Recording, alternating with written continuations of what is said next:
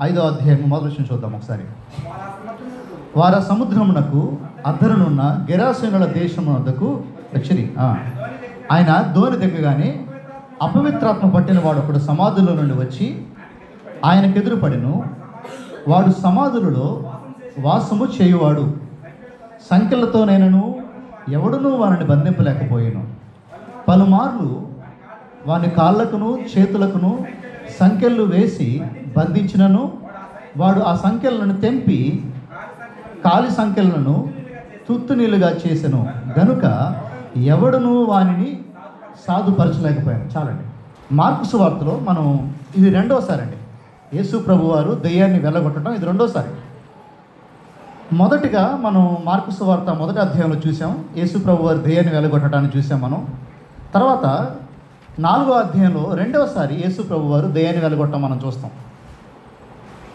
మొట్టమొదటి సన్నివేశం ఎక్కడ జరిగిందంటే అది యూదుల మధ్యలో జరిగింది. మొట్టమొదటి సన్నివేశం ఎక్కడ జరిగిందంటే యూదుల మధ్యలో జరిగింది. ఈ సన్నివేశం ఎక్కడంటే యూదుల మధ్యలో కాదు. ఇది 5వ అధ్యాయం ఎక్కడంటే అన్యుల మధ్యలో జరిగింది. ఇది రెండో దెయ్యం ఆయన వెళ్ళగొట్టింది. అనగా ఆయన యూదుల మధ్యలో దెయ్యాన్ని వెళ్ళగొట్టగలడు, అన్యుల మధ్యలో కూడా ఆయన దెయ్యాన్ని వెళ్ళగొట్టగలడు. ఆయన యూదులకి దేవుడు, అన్యులకు కూడా ఆయన దేవుడై ఉన్నాడు. సో యేసు ప్రభు వారు గెరాసేను అనే దేశంలోకి వచ్చారు, అనే ప్రాంతంలోకి వచ్చారు. ఆ ప్రాంతంలోకి రాగానే వారు ఓడ దిగ్గానే ఆ తీర ప్రాంతంలో సమాధులు ఉన్నాయి. ఆ సమాధుల్లో నుంచి ఒక ఇద్దరు దెయ్యం పట్టిన వారు ఉంటారు. మార్కు ఒక్కడే అని రాస్తాడు, లూకా మార్కు మాత్రం ఇద్దరని రాస్తారు. మార్కు ఎందుకు ఒక్కడే అని రాశాడంటే యేసుక్రీస్తు వారితో మాట్లాడేది ఒక్కడు మాత్రమే కాబట్టి మార్కు ఆ ఒక్కడిని ఉద్దేశించి మాత్రం రాస్తాడు. అర్థం చేసుకోవాల్సిన విషయం ఏంటంటే సమాధుల్లో ఒకడు ఉన్నాడంట, వాడికి దెయ్యం పట్టింది. ఒక దెయ్యం కాదు, చాలా దెయ్యాలు పట్టింది. సేన అనే చాలా దెయ్యాలు అడిగి పట్టినాయి. సుమారుగా ఎన్ని దెయ్యాలంటే 2000 దెయ్యాలు ఉన్నాయి అక్కడ. కొంతమంది 6000 దెయ్యాలు అంటారు, కొంతమంది 2000 దెయ్యాలు అంటారు. సో వాటితో మనకు సంబంధం లేదు, కానీ వాడికి దెయ్యం పట్టింది ఒకడికి. ఆడెక్కడున్నాడంటే ఊరి బయట సమాధుల్లో ఉంటున్నాడు. సమాధుల్లో ఉండకుండా వాడు భయంకరమైన ప్రవర్తన కలిగి ఉన్నాడు. వాడు ఎలాంటి ప్రవర్తన అంటే వాడిని సంఖ్యలతో కట్టేసిన, చైన్స్తో వాడిని కట్టేసిన చైన్స్ తెంచేసుకుంటున్నాడు. బిగ్గరగా అరుస్తున్నాడు. వాడిని ఏ విధంగా ఎవడు కంట్రోల్ చేయలేకపోతున్నాడు. ఆ మనిషిని ఎవరో కూడా కంట్రోల్ చేయలేకపోతున్నారు. అంత భయంకరమైన సంఖ్యల్లో, అంత భయంకరమైన ఆ దెయ్యం ప్రభావం వాడి మీద చూస్తూ ఉంటాం మనం. అంత మాత్రమే కాదు, లూకా సువార్త మీరు గమనిస్తే 8వ అధ్యాయంలో గమనిస్తే మీరు 29వ వచనంలో అక్కడ వాడికి బట్టలు లేకుండా ఉంటాడంట. వాడికి ఎవరైనా వస్త్రాలు వేసినా ఆ వస్త్రాలు చించేసుకుంటూ, అంటే వాడు నగ్నంగా ఉన్నాడు, నూటుగా ఉన్నాడు.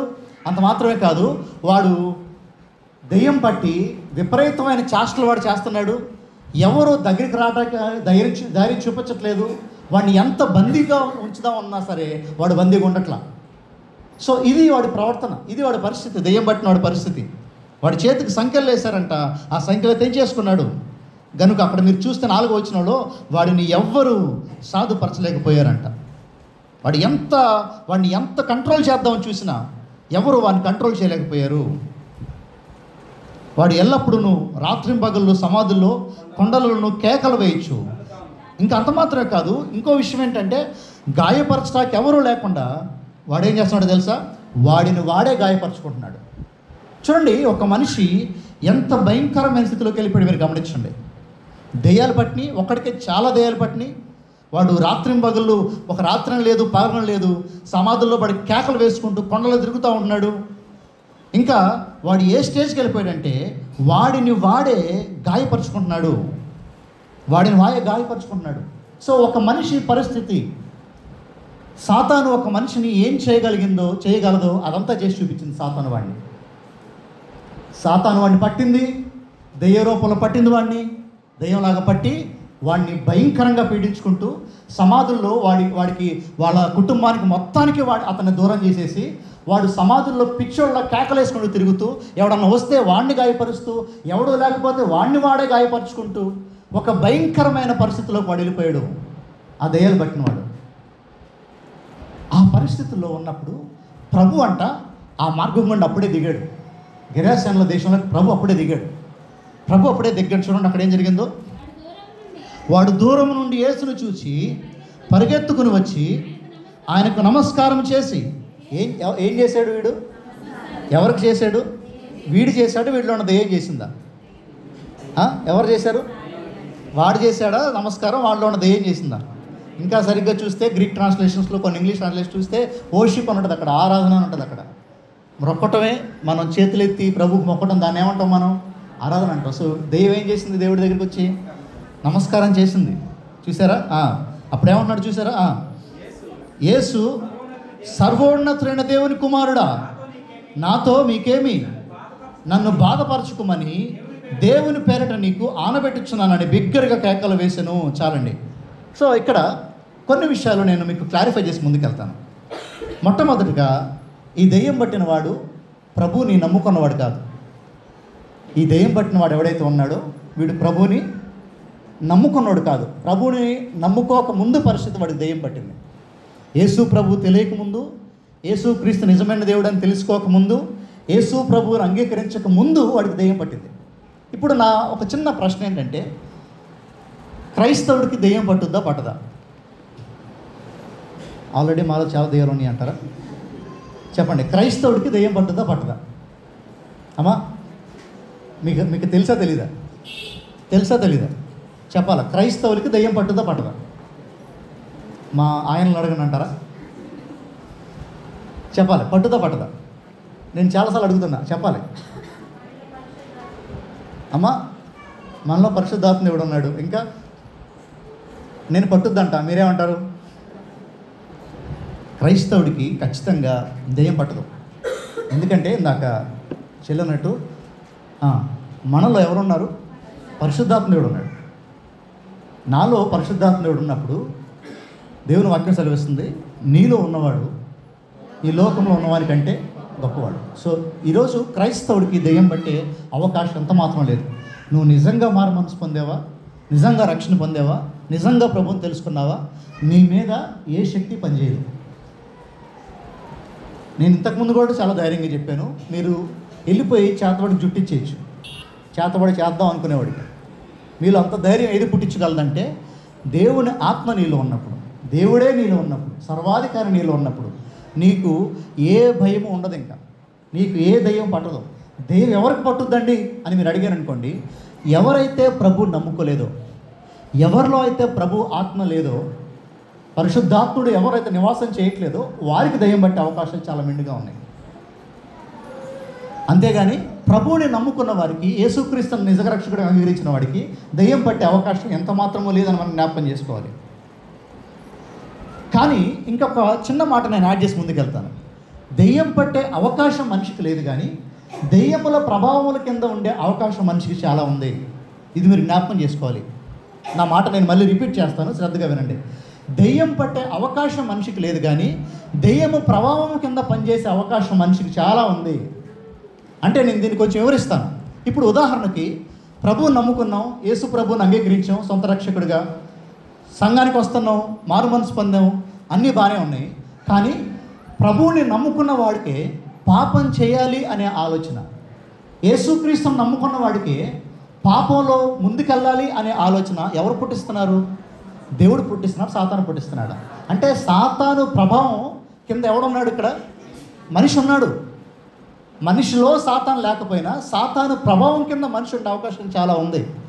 ఈరోజు మనిషి చేస్తున్న దుర్మార్గాలు, ఈరోజు మనిషి చేస్తున్న భయంకరమైన కార్యాలు వెనకాల ఎవడు పనిచేస్తున్నాడంటే సాతాను చాలా బ్రహ్మాండంగా పనిచేస్తున్నాడు.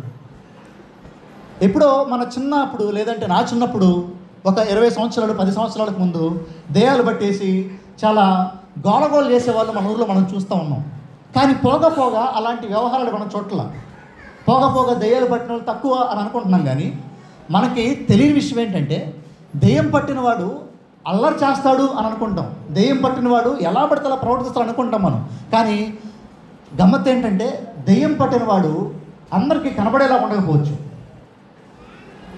దెయ్యం పట్టినవాడు వాడు భయంకరంగా ప్రవర్తించలేకపోవచ్చు.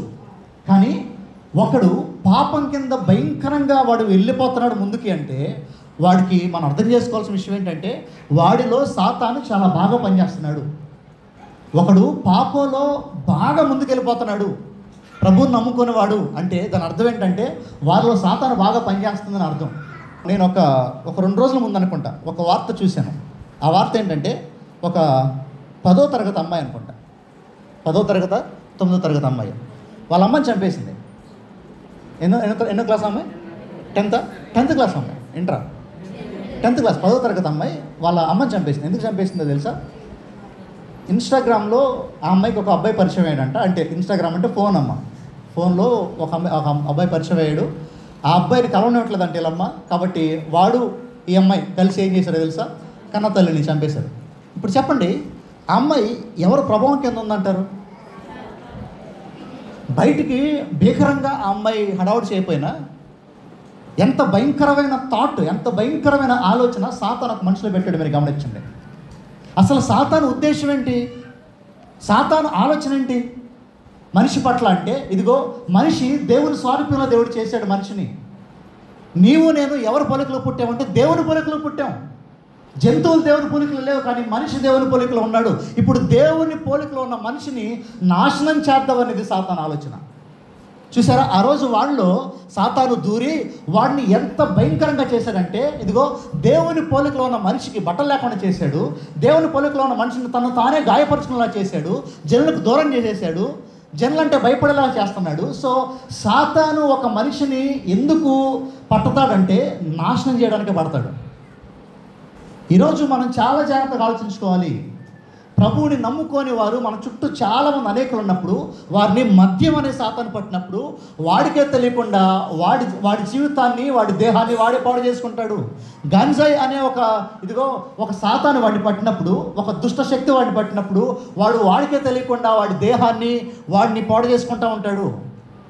ఈరోజు మనకు బయట కనిపించే అనేక విషయాలు సాతాను ప్రభావం కింద జరుగుతున్నాయని జ్ఞాపకం చేసుకోవాలి.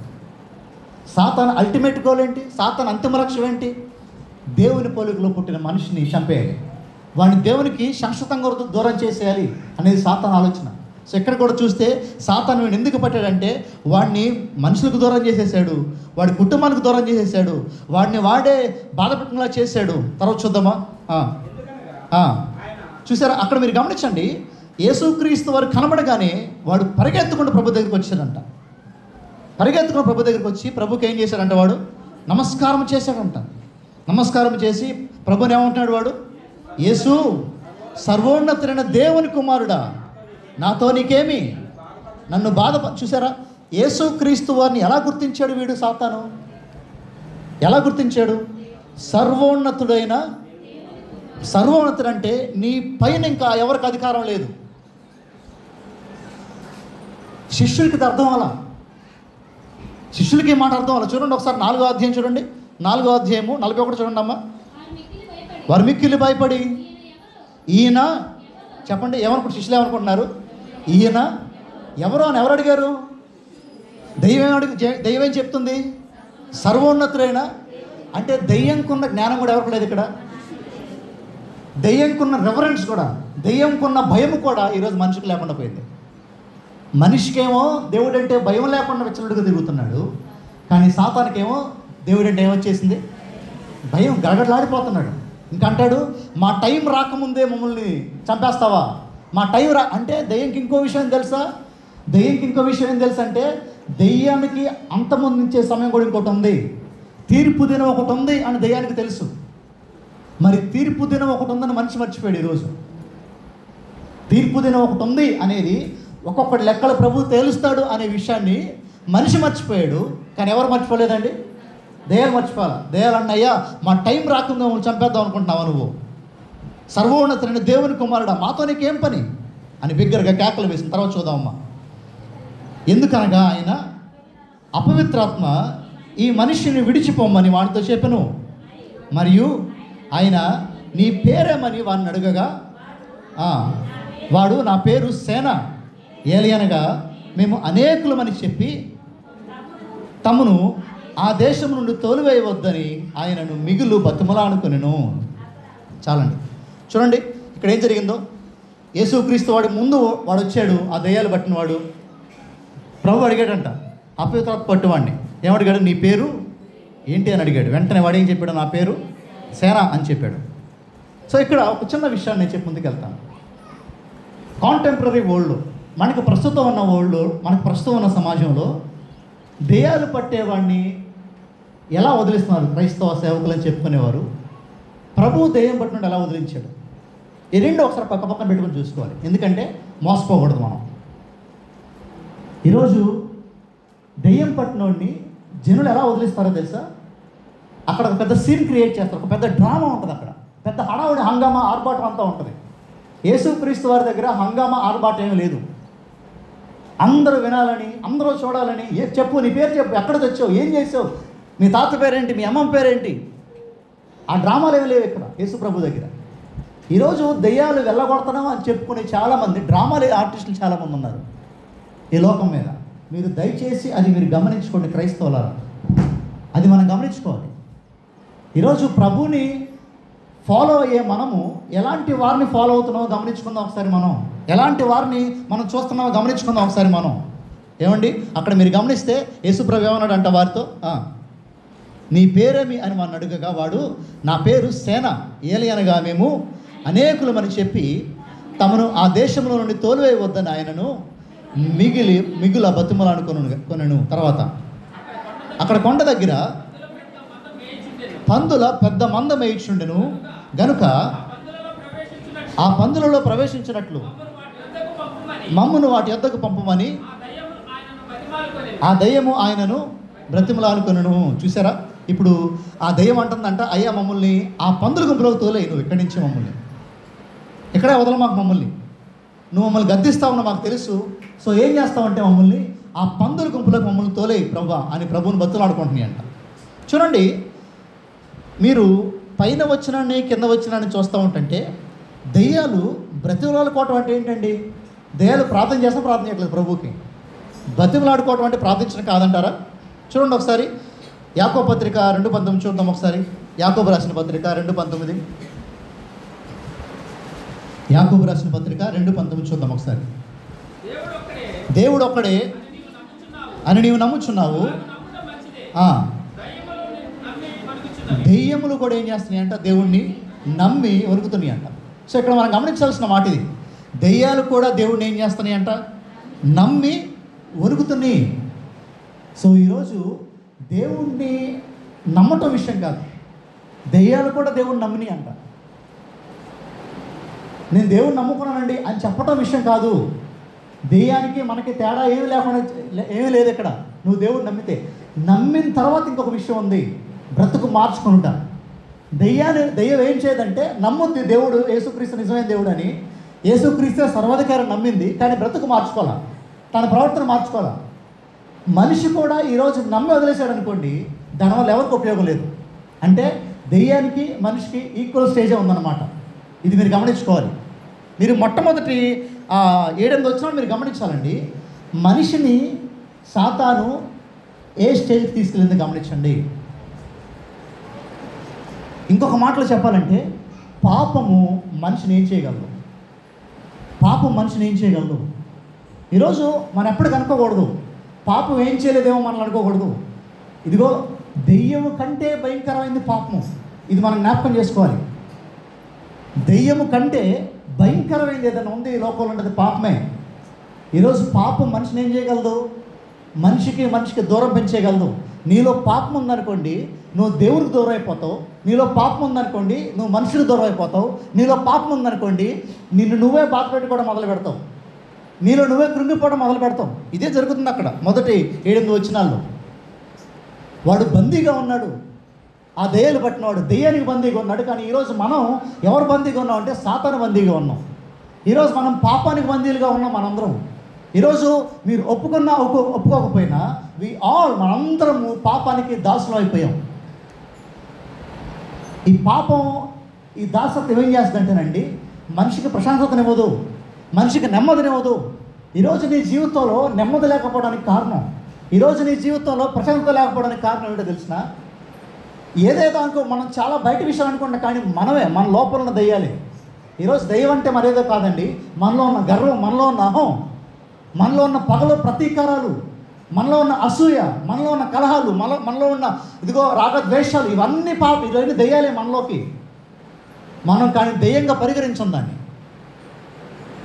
ఈరోజు పాపం చేద్దాము అనే స్వభావం నీలో ఉందంటే దాన్ని దెయ్యం కంటే చాలా దారుణంగా పరిగణించాలి మనందరం కలిసి. ఎందుకంటే ఆ దెయ్యము ఆ రోజు వాడిని సమాధుల్లో అందరికి దూరం చేసి కూర్చోబెట్టింది. కానీ ఈ పాపము నిత్యత్వంలో మనల్ని ప్రభుకు దూరం చేసి కూర్చోబెట్టింది నరకంలో. ఇది ఇంకా భయంకరమైంది. ఆ దయ్యాన్ని విడిపించడానికి ఎవడో ఒకడు ఉన్నాడు, కానీ ఈ దయ్యాన్ని విడిపించడానికి ఎవడు లేడు ఈ లోకంలో, యేసు ప్రభు తప్ప. మీరు గమనించాలి ఈ మాటల్ని. అప్పుడు యేసు ప్రభు అంట, చూడండి అక్కడ ఏం జరిగిందో. యేసు వానికి సెలవీయగా ఆ అపవిత్రాత్మలు వాడిని విడిచి ఎక్కడ ప్రవేశించినాయి అంటండి. సో చూడండి, సుమారు 8,000 పందులు ఉన్నాయంట అక్కడ. చూడండి అక్కడ 7 తర్వాత చూడమ్మా. ప్రవేశింపగా ఇంచుమించు 2,000 సంఖ్య గల ఆ మంద ఏంటమ్మా ప్రపాతము నుండి సముద్రపు దారిని వడిగా పరిగెత్తుకుని పోయి సముద్రములో పడి ఊపిరితిరిగా తెచ్చను. సో ఇప్పుడు యేసు ప్రభు వారు ఆ పందులు అడిగినట్టు ప్రభు వారిని, అయ్యా మమ్మల్ని ఏం చేయి, ఆ పందుల్లోనికి మమ్మల్ని పంపించేయి. అక్కడ సుమారుగా 2,000 పందులు ఉన్నాయి, మమ్మల్ని పంపించేయి, ఆ పందులకు దూరిపోతాం మేము అని అన్నప్పుడు యేసు ప్రభు అన్నాడంట, సరే పోండి ఆ పందులకు మీరు పోండి అన్నాడంట. అనగానే ఆ దెయ్యాలు ఏమైపోయినాయండి, పందులకు వెళ్ళిపోయి. ఇప్పుడు ప్రశ్న ఏంటంటే, ఎందుకు 2,000 పందులు చనిపోవాల్సిన అవసరం ఎందుకు వచ్చింది? యేసు ప్రభు వారు దెయ్యాన్ని వెళ్ళిపో అంటే అవి వెళ్ళిపోలేవా? మళ్ళీ ఎందుకు పందుల్లో దూరాలి? ఆయన మాట తలిగిస్తే ఆ దెయ్యం నరకానికి వెళ్ళిపోలేవా ఒకేసారి? మరి ఎందుకు పందుల్లో దూరటానికి ఆయన ఆహ్వానం ఇచ్చాడు వాడికి? ఎందుకంటే ఇక్కడ ఒక విషయం జ్ఞాపకం చేసుకోండి. మొట్టమొదటి పాయింట్ ఏంటంటే, ఆ రోజుల్లో దెయ్యం పట్టిన వాడిని చాలామంది ఏమనేవాళ్ళంటే, వాడు సైకలాజికల్గా బాలేదనేవాడు, వాడికి మెంటల్ పట్టింది, వాడికి పిచ్చి వచ్చింది అనేవారు చాలామంది. దెయ్యం అని గుర్తించేవారు కదా చాలామంది ఆ రోజుల్లో. సో బాబు వీళ్ళలో ఉంది పిచ్చి కాదు, వీడిలో సైకలాజికల్ డిసార్డర్ లేదు, వీళ్ళలో దెయ్యం ఉంది అని నిరూపించడానికి దేవుడు ఏం చేశాడు తెలుసా? ఆ దెయ్యాలని ఎక్కడికి పంపించేశాడు? పందుల్లో పంపించాడు. రెండో విషయం మీరు గమనించాలి. ఇప్పుడు దెయ్యము ఎవరు పర్మిషన్ తీసుకుంది పందుల్లోకి వెళ్ళడానికి? అంటే దెయ్యం పైన అధికారం ఎవరికి ఉంది ఇక్కడ? యేసు. ఆ 2 విషయాలు ప్రభు అక్కడ ప్రూవ్ చేయాలి. మొట్టమొదటిది అక్కడ దెయ్యం ఉందని చూపించాలి, రెండవది ఆ దెయ్యం పైన అధికారం ఎవరికి ఉందని చూపించాలి, యేసు ప్రభుకు ఉందని చూపించాలి. ఆ 2 అక్కడ ప్రభు చూపించాడు. ఆ దెయ్యాలు ఏమైపోయింది తెలుసా? ఆ పందుల్లోకి వెళ్ళిపోయినాయి అంట. సుమారు 8,000 పందులు ఉన్నాయి అక్కడ, 2,000 పందులు ఉన్నాయి. ఆ 2,000 పందులు కాస్త సముద్రంలోకి వెళ్ళిపోయినాయి, ఊపిరి తిరగక ఏమైపోయినాయి అంట, చనిపోయి. ఇప్పుడు ఈ పందులు ఓనర్స్ ఎవరు కాచేవారు ఎవరైతే ఉన్నారో వీరు పరిగెత్తుకుంటూ వెళ్ళిపోయి ఎవరికి చెప్పారంట? చూడండి అక్కడ చదవండమ్మా. ఆ పందులు వేపుచున్నవారు పారిపోయి పట్టణముల్లోనూ గ్రామములోనూ ఆ సంగతి తెలియజేసి జనులు జరిగినది చూడ వెళ్ళి యేసు వద్దకు వచ్చి, సేన అను దెయ్యములు పట్టినవాడు బట్టలు ధరించుకొని స్వస్థ చిత్తుడై కూర్చుని చూచి భయపడిరి. జరిగినది చూచిన వారు దెయ్యములు పట్టిన వానికి కలిగిన స్థితియు పందుల సంగతియు ఊరి వారికి తెలియజేయగా తమ ప్రాంతముల విడిచిపోమ్మని వారాయనను బతిమలాడుకుంటూ సాగిరి. చాలండి. సో ఇక్కడ జరిగిన విషయం ఏంటంటే, ఆ పందులు కాసేవారు పరిగెత్తుకుంటూ వెళ్ళిపోయారంటే ఊర్లోకి వెళ్ళి జరిగింది మొత్తం చెప్పారు. ఇదిగో యేసు ప్రభు వచ్చాడు, ఆయన దెయ్యాలని పట్టిన వాడిని వెళ్ళగొట్టేశాడు, వాడి దెయ్యాలన్నీ పోయి పందుల్లోకి దూరిపోయినాయి, ఆ పందులు ఏమో సముద్రంలోకి వెళ్ళి చనిపోయినాయి అని అందరికీ చెప్పగానే అందరూ వచ్చారంట. ఆ ఊరోళ్ళందరూ వచ్చినప్పుడు అక్కడ వారికి అర్థం కావాల్సింది ఏంటంటే, ఆ ఇద్దరని చెప్పాను నేను ఇందాక. మత్తయి సువార్తలో, లూకా సువార్తలో 2 ఉంటుంది, మార్కులో 1 ఉంటుంది. ఇప్పుడు చూడండి ఇక్కడ జాగ్రత్తగా ఒక విషయాన్ని. చాలామంది వచ్చారు, వారి ముందు 2 విషయాలు కనిపించినాయి. 2 విషయాలు ఏంటంటే, ఒకటి దెయ్యాలు పట్టిన 2 ఏమైపోయారు? స్వస్థపడ్డారు. దెయ్యాలు పట్టిన 2 ఒకానొకప్పుడు భయంకరంగా ప్రవర్తించిన 2 మనుషులు, 2 యవ్వనస్తులు స్వస్థపడి కామ్గా ఉన్నారు. ఇంతకుముందు బట్టలు లేవు, వారికి బట్టలు వచ్చినాయి. ఇంతకుముందు అరుస్తూ ఉన్నారు, కామ్గా ఉన్నారు. వీరు ఇలా ఉన్నారు. రెండో సంఘటన వారి ముందు ఏముందంటే, 2,000 పందులు ఏమైపోయినాయి? చనిపోయింది. ఒక్కొక్క పంది ఆ రోజుల్లో చాలా విలువైంది అన్యులకు కాబట్టి. అన్యులు పందులు కోసుకుని తినేవాళ్ళు ఆ రోజుల్లో. యూదులకి పందులంటే అసహ్యం కాబట్టి యూదులు పందుల్ని పెంచుకోవడం కానీ పట్టుకోవడం అని చేసేవాళ్ళు కాదు. సో అన్యుల్లో ఈ రోజుల్లో చూసుకుంటే ఒక్కొక్క పంది 3,000, అంటే 2,000 పందులు పోయినట్టు, సుమారుగా 3-4 లక్షలు డబ్బులు పోయినట్టు. సో ఇప్పుడు వారికి ఏం కనిపించిందంటే, ఒక పక్కన దయ్యాలు పట్టినవాడు స్వస్థపడ్డాడు, ఇంకో పక్కన ఏమున్నాయండి, పెద్ద ఆస్తి నష్టం. ఏం ఆస్తి నష్టం ఏమైపోయింది, అక్కడ పందులు చనిపోయింది. ఇప్పుడు వారు ఆనందపడాలా బాధపడాలా? ఆనందపడాలా బాధపడాలా? అరే, ఇద్దరు మనుషులు మా ఊర్లో దయ్యాలు పట్టి అందరినీ చాలా బాధ పెట్టేవాళ్ళు, అందరినీ భయపెట్టేవారు, వీరు స్వస్థపడ్డారు అని వీరిని బట్టి ఆనందపడాలా? అయ్యో మా ఆస్తి పోయింది, మనిషి బతికితే బతికాడు, మాకెందుకు, ఆస్తి పోయింది అని ఆస్తి కోసం బాధపడాలా? వారు ఏం చేశారు తెలుసా? ఆస్తిని బట్టి బాధపడ్డారు కానీ మనిషిని బట్టి సంతోషపడలేకపోయారు. ఎందుకు ఈ మాట ఇక్కడ నేను ప్రస్తావన చేస్తానంటే, ఈరోజు మనం కూడా చాలామంది విలువ దేనికి ఇస్తామంటే, మనిషి కంటే ఎక్కువ ఆస్తికి ఇస్తాం విలువని, మనిషి కంటే ఎక్కువ వస్తువుకు విలువనిస్తాం. ఈరోజు మనం యేసు ప్రభు వారు చెప్పగానే చెప్పిన మాట ఏంటి తెలుసా? రే బాబు, నాకు ఆస్తి విషయమే కాదు. మీరు అనుకుంటున్నారు, అమ్మో 2,000 పందులు అంటే ఎంతో పెద్ద ఆస్తి అనుకుంటున్నారు మీరు. మెటీరియలిజం, ఇదిగో ఆస్తి అనేది అక్కడికి రాదు ఒక్కనొక రోజున. దేవుని వాక్యం సెలవిస్తుంది, ఇదిగో ఒక మనుషుడు లోకమంతా సంపాదించుకున్నా తన ప్రాణం పోగొట్టుకుంటే ఏంటి, దాని అర్థం ఏంటంటే లోకమంతా సంపాదించుకున్నా ఒక ప్రాణానికి వెలకట్టలేం, ఒక ఆత్మకి వెలకట్టలేం. లోకమంతా సంపాదించుకోవచ్చు కాక ఒక మనిషి లోకమంతా ఆ డబ్బులన్నీ పెట్టుకుని, లోకంలో ఉన్న బంగారం అంతా వెండంతా పెట్టుకుని ఒక ప్రాణాన్ని కొనమంటే కొనలేవు ఎవరో ఈరోజు. దేవుడు అంటాడు, ఇదిగో 2,000 పందుల కంటే 2 ప్రాణాలు పెద్దవి కాదంటారా? ఖచ్చితంగా పెద్దయే. కానీ ఈ మాట చాలామందికి అర్థం కాదు, ఈరోజు కూడా చాలామందికి అర్థం కాదు. అది చూడగానే చాలామంది ప్రాణం ఉసూరు అంటూ ఉంటుంది, అయ్యో 2,000 పందులు చచ్చిపోయినాయి అనవసరంగా, ఎందుకు దేవుడు ఇంత వేస్ట్ చేశాడు, అంత ప్రాణ నష్టం ఎందుకు చేశాడు దేవుడు అనుకుంటామే. కానీ దానికంటే పైన ఉన్న మనిషిని మనం చూడలేము, దానికంటే పైన ఉన్న మనిషిని మనం చూడలేము. ఈరోజు దేవుడు దేనికి విలువిచ్చాడు? జంతువులకా మనుషులకా విలువిచ్చిన దేవుడు? మనిషికి విలువిచ్చాడు. కానీ ఈరోజు మనం జంతువుని దేవుడు చేసాం, జంతువుని దేవుడు చేసేసాం. ఈరోజు మనం ఆవు దేవుడు అయిపోయింది, పంది వారాహి దేవుడు అయిపోయింది, చీమ దేవుడు అయిపోయింది, ఎలుక దేవుడు అయిపోయింది, ఏనుగు దేవుడు అయిపోయింది. కానీ దేవుడు ఏమంటాడు తెలుసా? బాబు, మనిషి జంతువుల పైన ఉన్నాడు, మనిషి ఎక్కడ ఉన్నాడు? మనిషికి బుద్ధి లేకుండా, మనిషికి జ్ఞానం లేకుండా మనిషి జంతువులు ఆరాధించడం మొదలుపెట్టాడు. మీరు ఆలోచించాలి, ఈ యొక్క డిస్టెన్స్ మీరు ఆలోచించాలి. దేవుడు జంతువుకి ఇచ్చిన స్థానం ఏది, మనిషికి ఇచ్చిన స్థానం ఏది? ఒక మనిషి కోసం ఆయన ప్రాణం పెట్టాడా, జంతువు కోసం ప్రాణం పెట్టాడా? చెప్పాలమ్మా, మనిషి కోసం దేవుడు ప్రాణం పెట్టాడా, జంతువు కోసం ప్రాణం పెట్టాడా? కానీ ఈరోజు జంతువు కోసము మనిషి ప్రాణం తీస్తున్నారు.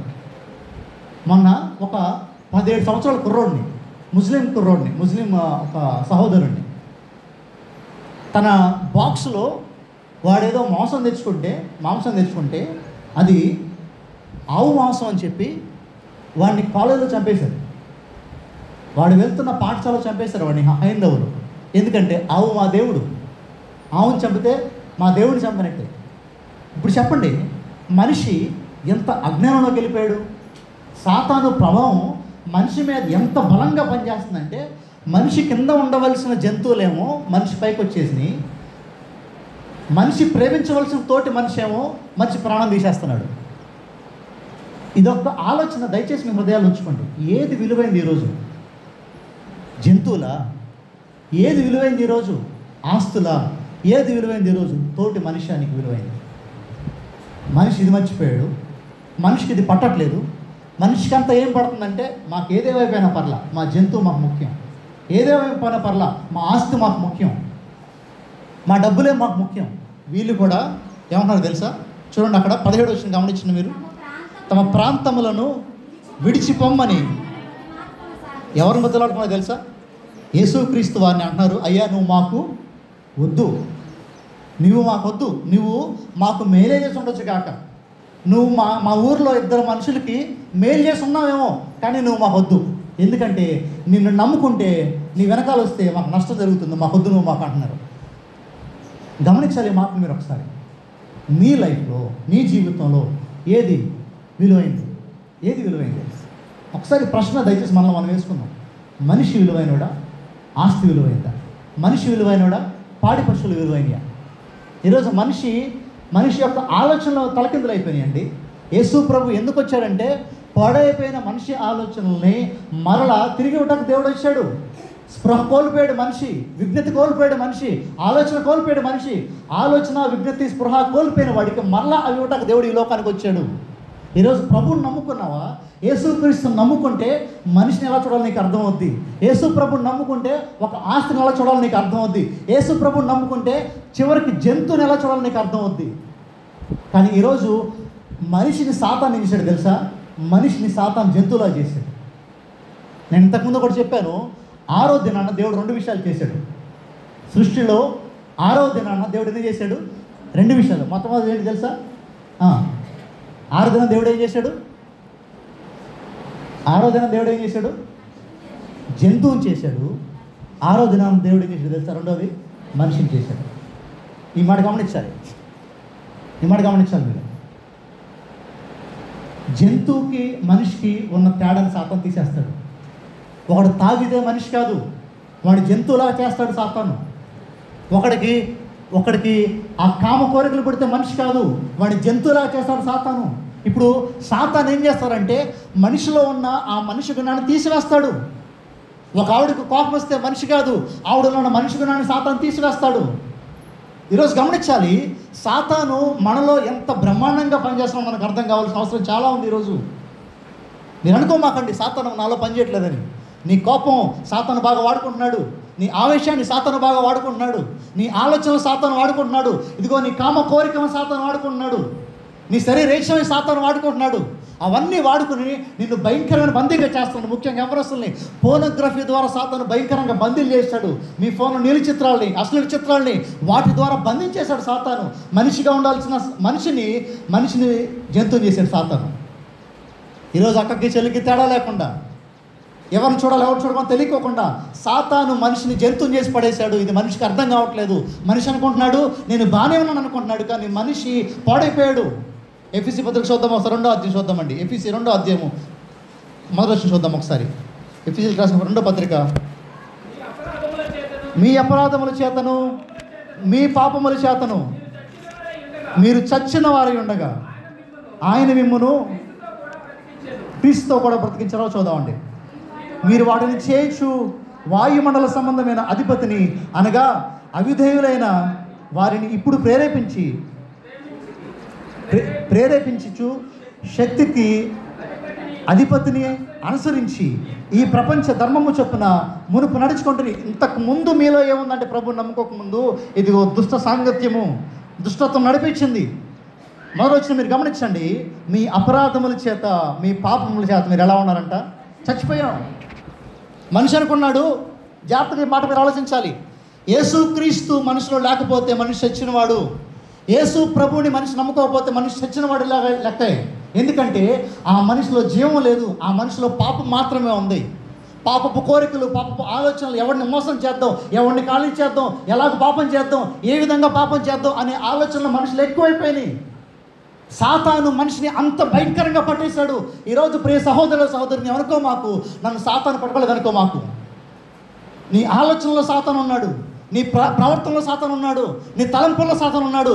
సాతాను చేత మనం బందీలైపోయాం. మరి ఎలా ఇక్కడ సాతాను చేత బందీలైపోయిన వాడికి, పాపంలో కూరుకుపోయిన వాడికి, త్రాగుల్లో కూరుకుపోయిన వాడికి, వ్యభిచారంలో కూరుకుపోయిన వాడికి, ఫోటోగ్రఫీలో కూరుకుపోయిన వారికి వీరికి విడుదల ఎక్కడంటే కేవలము క్రీస్తు దగ్గర మాత్రమే. క్రీస్తు వచ్చాడు, క్రీస్తు దిగాడు, దేహాలు భయపడిపోయినాయి, సముద్రం ఆగిపోయింది, గాలి ఆగిపోయింది. గాలి నాపటం, సముద్రం నాపటం ఏ మనిషి వల్ల కాదు, కానీ దేవుడి వల్ల. దేవుడు ఆపేశాడు. దయాన్ని ఆపటం ఏ మనిషి వల్ల కాదు, దేవుడు ఆపేశాడు. నీలో ఉన్న శోధన ఆపటం, నీలో ఉన్న పాపం ఆపటం ఏ మనిషి వల్ల కాదు, కేవలం దేవుడికి మాత్రమే సాధ్యము. నువ్వు ప్రభు దగ్గరికి వచ్చి, ప్రభువా నిజంగా అయ్యా నా పాపాన్ని తీసేయి, నాలో ఉన్న ఇదిగో ఈ భయంకరమైన బంధకాన్ని తీసేయని ప్రభుని అడిగావా, ప్రభు ఖచ్చితంగా స్వస్థపరుస్తాడు. కానీ వీళ్ళు చూసారా, వీళ్ళు అంటున్నారు అయ్యా మమ్మల్ని విడిచి నువ్వు వెళ్ళిపో. 17వ వచనము, తమ ప్రాంతంలో వారు విడిచిపోమ్మని వారు ఆయనను, వారు వద్దు వెళ్ళిపో అంటే యేసు ఏం చేశాడో తెలుసా? ఆయన ధోని ఎక్కినప్పుడు ఆయన వెంటనే వెళ్ళిపోయాడా, ఆగాడు అక్కడ? వారు వెళ్ళిపో యేసయ్య అన్నారు, యేసయ్య వెళ్ళిపోయాడా, ఆగాడా? చెప్పాలమ్మా, అక్కడ చదివి చెప్తే మీకు అర్థమవుతుంది. వారు వెళ్ళిపో అనగానే యేసయ్య వెళ్ళిపోయాడా, ఆగాడా? ధోని ఎక్కడం అంటే ఏంది అక్కడ?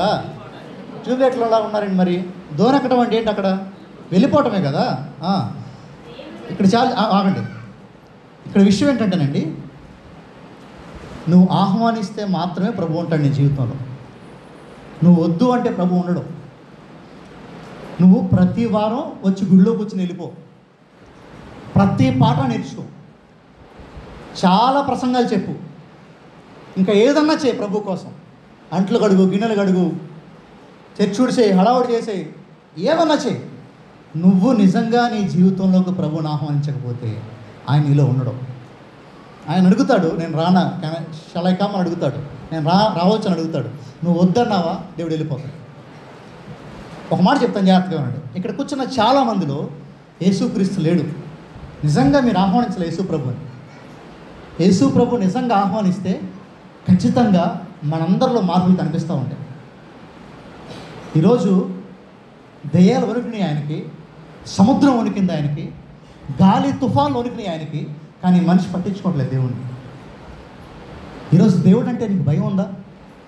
దేవుణ్ణి ఆహ్వానిస్తున్నావా నువ్వు నీ హృదయంలోకి, నీ జీవితంలోకి? అయ్యా, నువ్వు అధికారం తీసుకున్నావు లైఫ్లోకి, నువ్వే అధికారిగా ఉండాలి నా జీవితంలోకి అని ఎప్పుడైనా చెప్తున్నావు ప్రభువుకి? ఎప్పుడన్నా?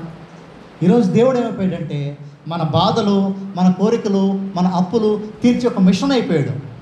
ఆయన అధికారిని జీవితంలో, ఆయన సార్వభౌముడు మన జీవితంలో, ఆయన సంపూర్ణ అధికారం మన జీవితంలో ఆయనకు ఉంది.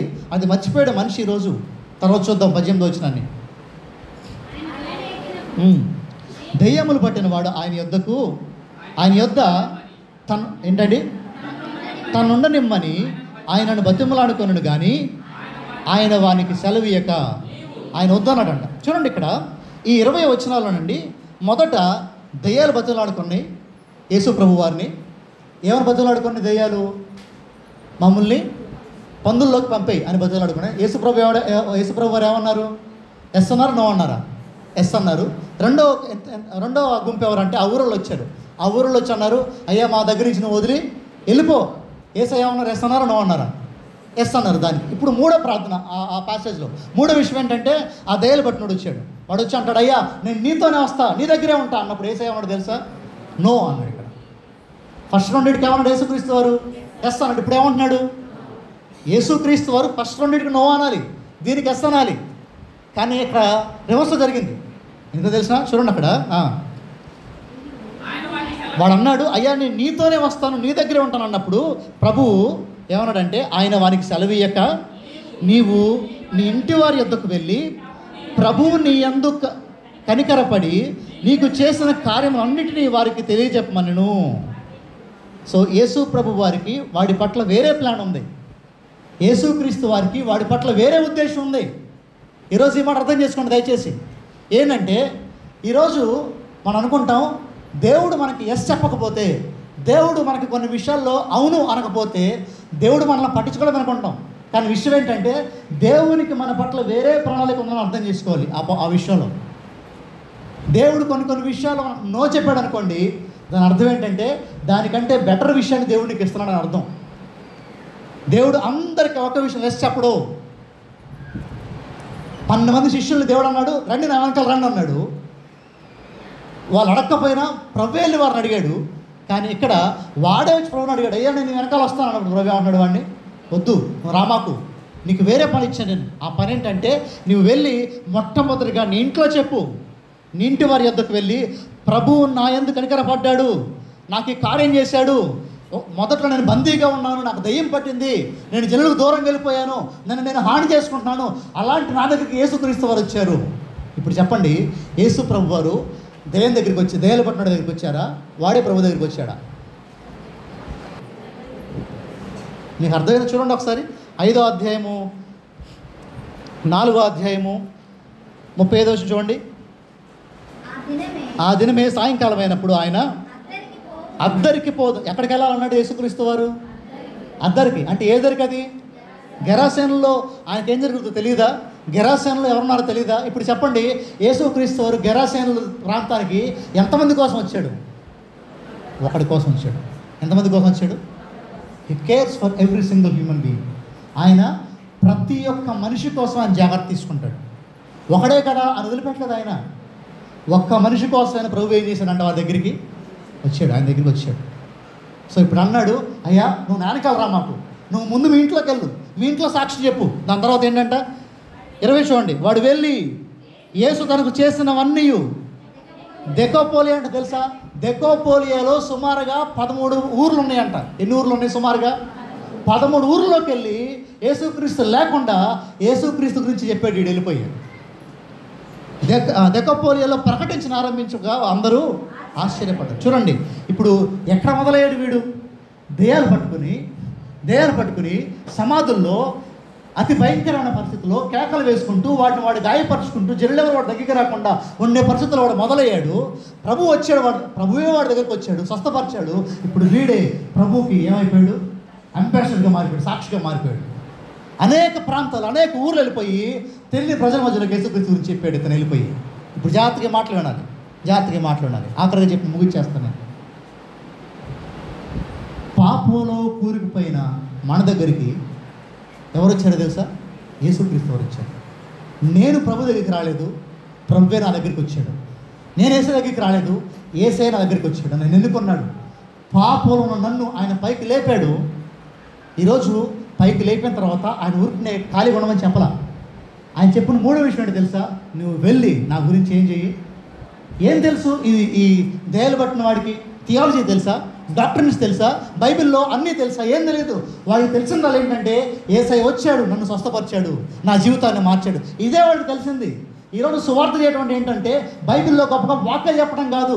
యేసు ప్రభు నీ జీవితంలో నీకేం చేశాడు నువ్వు చెప్పడం సువార్త చేయడం అంటే. యేసు ప్రభు నీకేమై ఉన్నాడు, నీ ఇంట్లో ఆయన ఏం చేశాడు, నీ జీవితంలో ఆయన ఏం చేశాడు, అది నీ తోటి వాడికి చెప్పడమే సువార్త. బైబిల్ చెప్పడం, వాక్యాలు చెప్పడం సువార్త అనుకోమాకండి దయచేసి మీరు. ఈరోజు దేవుడు వాడికి ఏం చెప్పాడు తెలుసా? నువ్వు వెళ్ళు, సువార్త చేయన్నాడు. యేసు ప్రభు మాట విన్నాడు. సుమారుగా 13 గ్రామాల్లోకి వెళ్ళాడు. 13 గ్రామాల్లో యేసయ్య కోసం మొట్టమొదటి మిషనరీగా తయారైపోయాడు ఆయన. మీరు ఆలోచించాలి ఈ మాటలే. ఎంత గొప్పగా దేవుడుకి లోబడ్డాడు, ఎంత గొప్పగా దేవుడు అతను వాడుకున్నాడు. ఈరోజు ప్రశ్న ఏంటంటే, దేవుడు నీ జీవితంలో ఏ కార్యం చేయలేదా? దేవుడు నీ జీవితంలో ఏ మేలు చేయలేదా? మేలు చేశాక దేవుడు నిన్ను ఆగిపోమన్నాడా, సాగిపోమన్నాడా? మరి ఈరోజు మనం ఎక్కడ ఉన్నాం? Where are we today? ఈరోజు మన పనులే మనం చేసుకుంటూ, మన కార్యాలే మనం చేసుకుంటూ, మన విషయాలు మనం చూసుకుంటూ ముందుకెళ్తే మరి దేవుడి పని సంగతి ఏంటి? ఆ రోజు ఆ దయలు పట్టినోడు వెళ్ళిపోయి మళ్ళీ ఉద్యోగం చేసుకోవచ్చు, మరలా వ్యాపారాలు చేసుకోవచ్చు, మరలా కుటుంబం సంతోషంగా ఉండొచ్చు. కానీ అది కోరుకోలేదు వాడు. అయ్యా నన్ను రక్షించింది నువ్వు, నన్ను కాపాడింది నువ్వు, మరణంలో నన్ను, పాపం అనే మరణంలో కుప్పలు నన్ను కాపాడింది నువ్వు, కాబట్టి ఇదిగో నా బతుకు నీకోసం నేను వాడతాను అని ప్రభు గారు వెళ్ళిపోయాడు వాడు. ఈరోజు మన పరిస్థితి ఏంటి? ఈరోజు మన విషయం ఏంటి? వీళ్ళలాగా ఈ దెయ్యాలు పట్టిన వదిలించబడిన వాళ్ళలాగా ఈరోజు మనం కూడా ప్రభు సేవలో ఏదన్నా చేద్దాం అనే ఆలోచన మనలో ఉందా? ఒకవేళ లేకపోతే ఈరోజు మనం మనసు మనం క్వశ్చన్ చేసుకోవాల్సిందా? ఈరోజు మన విషయాలు మనం క్వశ్చన్ చేసుకోవాలి. ఈ మాటలు మీకు ప్రభు దీవించిన గాక.